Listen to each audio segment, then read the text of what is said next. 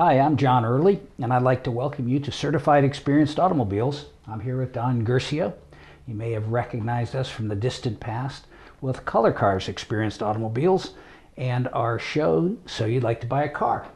Don, good to see you again. It's nice to see you too, John. It's been a while. You had a 20-year run, almost a 20-year run with Blab TV. Well, we were in forced retirement. And we were asked, yeah, it wasn't by choice, we were asked to retire. Yeah. But I think that you've changed the format a little bit, and I think it's time to, as they say, upgrade it. And that's why we're here tonight. This is Color Cars 2.0, so to speak. Yeah. We're now known as Certified Experienced Automobiles, and the primary motivation for that has to do with the internet. And the internet has been around for years, of course, but then again, Color Cars itself was around for longer than that. And the name originally Color Cars, where your only concern was the color, was conceived before the internet. And as such, the result today, if you do a search with the word color in it, you find Color My World and every other car painter in creation. Hair coloring and everything else. Now today in the car business, so to speak, a very important word is the issue of certified. And the fact that a car has been checked over and has some form of guarantee with it is the new gold standard, really, in the car business. And that's why we've elected to keep most of our name from before, but to change the Color Cars to Certified Experienced Automobiles, as you see in our sign. I'd like to go back though. If you go back a long time, why were you successful? We'll say with the Color Cars situation, going way back, and it wasn't duplicate. Usually, if something is successful, it's going to be duplicated. Yeah, the reason we've had such great success in the past and experienced it and expect it to continue is that our formula starts out the opposite of every other car dealer in up and down the strip, and that is that we don't have a car to sell you. We start with that very basic principle. When you don't have a car to sell, you have no inventory. We have no inventory. Because of that, you start with the basic principle where there's no conflict of interest. I learned years ago when I first started this that it was far easier to change the car than it was to change the person. And changing the person is all about what car sales is today, trying to convince somebody that they want a black car when they really want a white one or a red one or whatever. The other thing too though, John, what you did was no one had ever purchased a car under the procedure, under the Color Cars system. Correct. So you had to win them over by showing them that it would work. Because Correct. people, you're talking the second biggest expense you can have other than your house. And now your children's education. But I mean, the point is, Yep. you had that to overcome. Absolutely. That system is still the same, so that everyone knows that we deliver to you a car that's under factory warranty, that's always in like new condition, and that is independently certified to have never been in a collision or flood by third party. And the additional benefit in this business is my business was founded under the principles of a law practice, because I'm still licensed to practice law in the state of Connecticut, and I bring those principles to the business, primarily that of protecting the client and making sure that everything's on a full disclosure basis. So when I acquire a car for a client, the client knows ahead of time what I'm going to pay. They know what I do pay. They see a receipt for what I paid at the auction block. And they know ahead of time, most importantly, what I'm going to earn before they tell me to go ahead and do it. We like to say we make our mistakes on paper because those are the easy ones to fix. And so what happens then, the client sits down in front of our computer screen that you see here, and we map out an order on paper, and they know everything about it before they go ahead. And it's based on the worst I'm going to do, not the best I'm going to do. Because, explain that. Well, my fundamental principle is never promise more than you can deliver, always deliver more than you promise. So I show them the most we're going to pay to get the job done, and if we pay less, that savings is passed directly through to them, and that's how it gets done. What's the difference between a smaller percentage as far as your income as opposed to something else? Is it more difficult to get certain cars, and that's the reason why you're spending more time? Well, it's a workload system, exactly. It's a very fair system because the client sets the commission in our process by the things they decide to do. Some clients are very flexible on color, and because of that, there's really no charge because they don't care what color it is.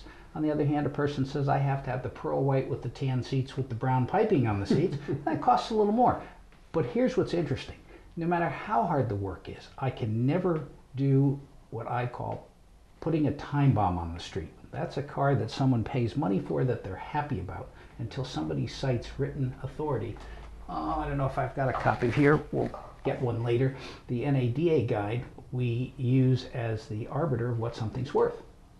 And so, What is NADA? well, NADA is the National Automobile Dealers Association, and it's the only valuable source of valuation because it is the only source that is based on comparable sales from the previous month, much the same way a real estate appraiser would appraise your house.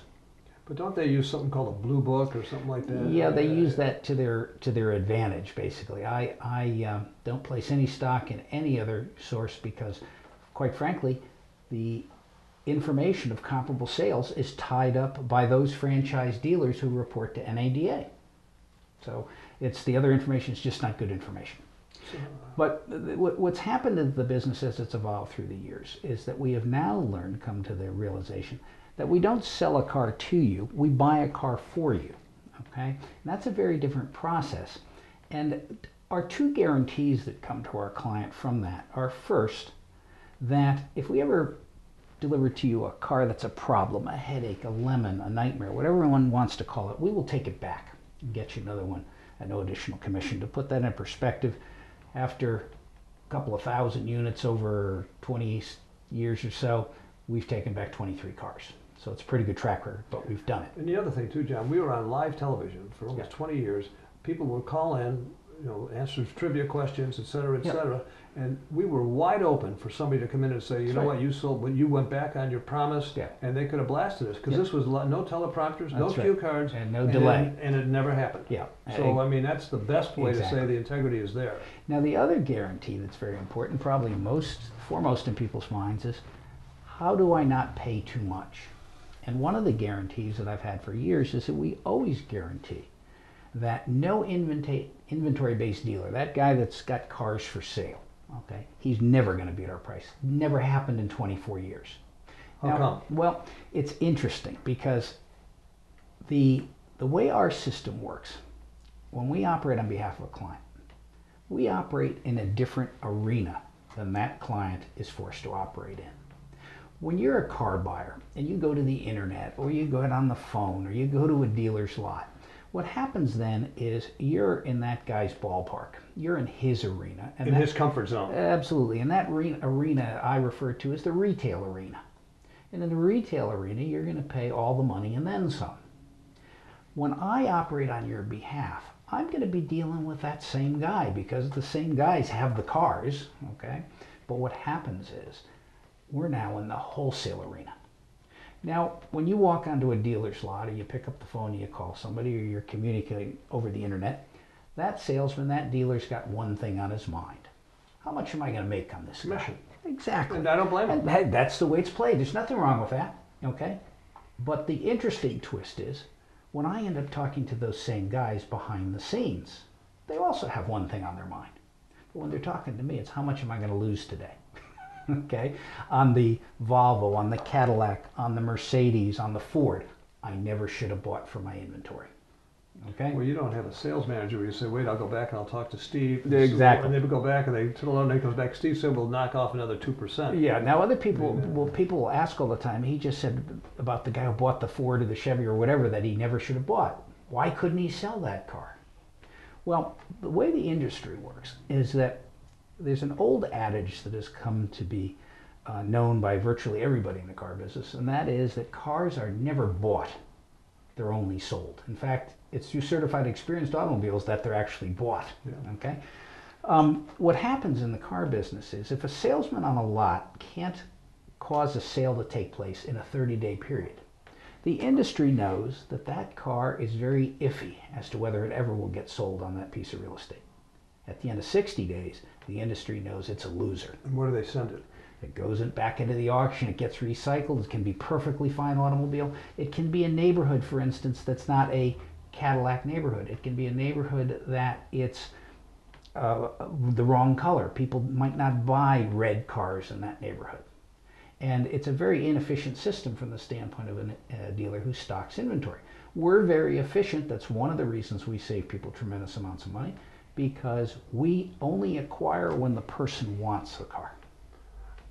What you're really saying too, there's no risk at their end. No. In fact, you hit the nail on the head. This business, Certified Experienced Automobiles, is all about the elimination of risk. Now, in the old days, as we've got enough years to say, we say in the old days you would get on the Memphis Belle and go on over to Orlando. Yep. And you would physically go out and look at cars. You had the numbers and the lines. That's right. And one car after another. How has that changed? Well, here's how it changed. I tell my clients every day when I sit with them that for the bulk of 24 years, this business was all about sunburns and shoe leather here in Florida. Okay? Today, it's all about electrons. What has happened is that we have a computer, like everybody has a computer right now, which lets us access a country of 310 million people to acquire cars. We are so much more efficient in our acquisition. We're so much more efficient in the quality we produce. Because if a client comes to me and he wants a Lexus, before we used to go out to Orlando on a given Tuesday, and maybe there were 30 of the Lexus products sitting there that we needed, and we sorted through them, picked the best one.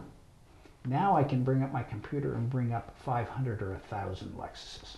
Well, that's Vastly the difference. But now I'm going to be the devil's advocate. The hands-on approach would maybe spot something that you're not going to see on the internet. You would think that. That's my point. You would think that. In fact, we all like to think that we're unique in our skills and our qualities. But the fact is, I have to admit, there are better people out there than yours truly who know how to look at a car. And that's all they do every day.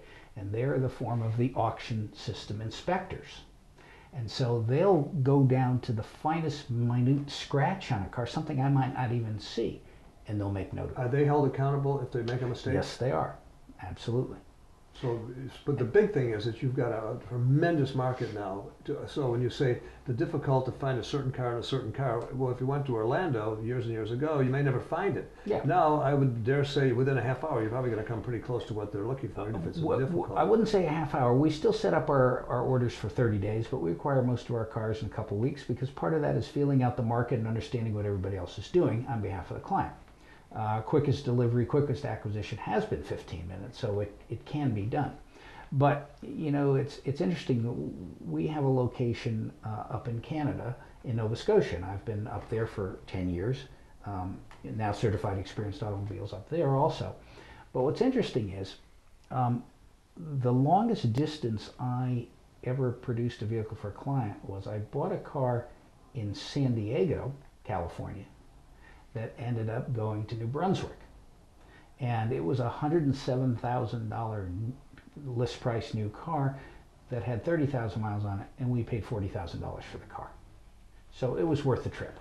I remember after you did move up to Canada that you were getting a lot of business out of Canada. I mean, Yeah. of course, maybe the dollar, now the Canadian dollar is as strong as the American dollar, but that was a good market. Oh, it still a is. good market? Oh, absolutely. In fact, just today I had 4 or 5 different inquiries from clients in Canada. So by all means, yeah, we're still delivering to clients in Canada. John, what about, let's just talk the basics. You do what you have to do. They agree on the I'll tell you, the most basic thing, Don, in this business is why should someone do this with us as opposed to just go buy a car somewhere? And the most basic thing is that 2 Mercedes, 2 Volvos, 2 Cadillacs, 2 Porsches, what have you, that come out of the factory on the same day 2 or 3 years ago were the same car when they came out of the factory, but who knows what they are today? That's the problem you have. So that you can't just go by year. You just can't go by that because there are 2 significant factors in a car's life that we never entertain from our standpoint. When a car's been in a major collision or when a car's been in a flood. Okay? Now, the reason flood is obvious because what happens is when a car's been wet, it'll never be right. It will fail continuously over the rest of its lifespan. Okay? It'll be totally unpredictable. It'll cost you a fortune besides to fix. And because it's not a regular event, they don't know what to fix next. So you don't want a flood car. Collision car. Can't the auction, I mean to cut in, but can't the auction look at a car and say that's a flood Oh, car? absolutely. That's why we buy only through the auction system, because we get that inspection. The second thing is a collision car. Why do we don't want a car that's a crasher, that's been put back together? We don't want that because I don't want my clients to be the crash test dummy in the next collision. Okay? Now, the reason that happens is that when a car gets built on an assembly line and it's engineered, everybody knows how it's built. It's built to a certain standard. But once it's in an accident, accidents happen one at a time, and cars get repaired at body shops one at a time, and everything from that point forward is a custom job. So you'll have some guys in a body shop that'll look at it and say, well, if 5 factory welds are good, 10 are better. Well, then the car's too strong and it doesn't crumple the way it's supposed to in the next accident. Or you'll have some guys look at it and say, well, I can get by doing a little less here. Nobody will know the difference. And then, like we saw in programs like Nightline, we have cars that get into accidents and just blow apart. Well, we're not going to have that. Okay, so we don't deliver that to our clients. So the main thing is knowing what you're buying. And whenever I bring this up to a client, it's remarkable how Carfax has penetrated the marketplace. And people say, well, won't I know that from a Carfax? And the answer is simply no, you won't know it from a Carfax. Carfax is a very valuable product. We use it all the time in our business. We wouldn't be without it, quite frankly, because it's information. And the more information we have, the better protection we can afford our client. So we like to see what a Carfax has to say about a car. We use several other information sources also. But the problem is the truly devious know how to beat Carfax, okay, and take advantage of it. We have situations where they launder titles on cars so that the documents, well, they go from state to state to state, and the documents never catch up with Carfax, okay? Or we have a situation where, and I believe this is still to be true today, but recently the state of Florida, as an example, has a limit on how often they release information to Carfax by law. And my understanding, unless it's changed, they release the information once a year. Really? Yeah. So you could buy a car wrecked on the 1st of January, buy it on the 20th of December, and be none the wiser in the process if you relied on Carfax. And I've seen this over and over again. I watched a fellow at the auction once buy a Lexus a number of years back, and this Lexus was announced by the auction as a rolling disaster.